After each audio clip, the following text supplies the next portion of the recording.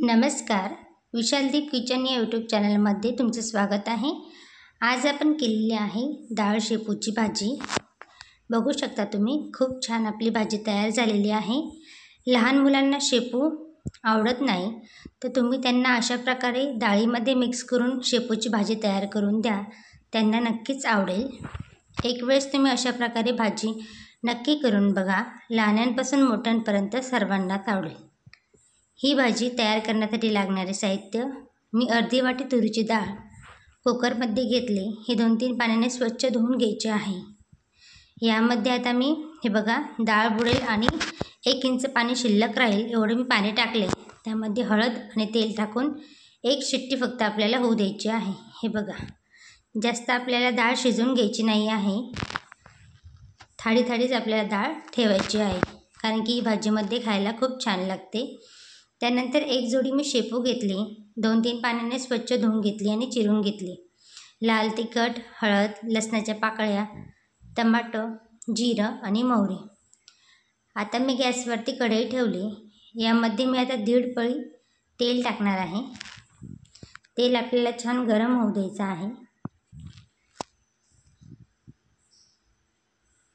तेल बघा आपलं छान गरम झालेलं आहे.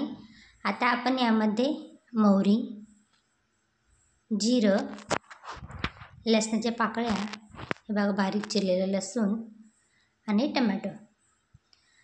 आपल्याला टमॅटो आता छान तेलामध्ये सॉफ्ट होऊ द्यायचं आहे.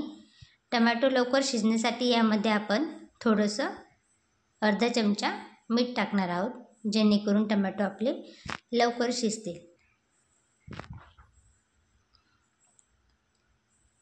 ही भाजी भातासोबत, भाकरीसोबत, पोळीसोबत खायला खूप छान लागते. आता आपण यामध्ये लाल तिखट 1 चमचा आणि अर्धा चमचा हळद टाकणार आहोत. हे छान मिक्स करून घ्यायचं आहे. त्यानंतर आपण यामध्ये चिरलेली शेपू टाकूया. आता हे छान मिक्स करून घ्यायचं आहे मसाल्यामध्ये आणि झाकण ठेवून शेपूची भाजी छान शिजवून घ्यायची आहे. हे बघा, 2-3 मिनिटांमध्येच आपली शेपूची भाजी छान शिजलेली आहे आणि त्याला छान तेलही सुटलेलं आहे. आता आपण शिजलेली तुरीची डाळ आपण यामध्ये टाकणार आहोत. हे छान आपल्याला मिक्स करून घ्यायचं आहे. आता आपण यामध्ये चवीनुसार मीठ टाकूया.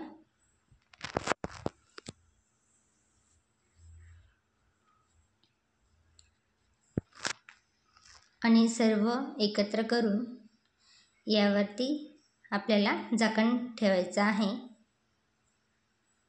हे बघा, सर्व आता चमच्याच्या सहाय्याने भाजी छान मिक्स करून घ्यायची आहे आणि यावरती आपण आता झाकण ठेवणार आहोत. आता आपण ह्या ताटामध्ये अर्धा ग्लास पाणी टाकणार आहोत आणि हेच पाणी नंतर गरम झाल्यानंतर आपण भाजीमध्ये टाकणार आहोत. हे बघा, अर्धा ग्लास मी पाणी टाकलेलं आहे. आता हेच पाणी गरम झाल्यानंतर आपल्याला भाजीमध्ये टाकायचं आहे. तुम्हाला हवी तेवढी पातळ भाजी तुम्ही करू शकता.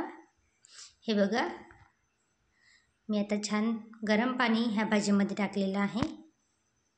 आता आपल्याला फक्त एक भाजीला उकळी येऊ द्यायची आहे, जेणेकरून जे मसाले आहेत हे भाजीमध्ये आणि डाळीमध्ये छान मिक्स होतील.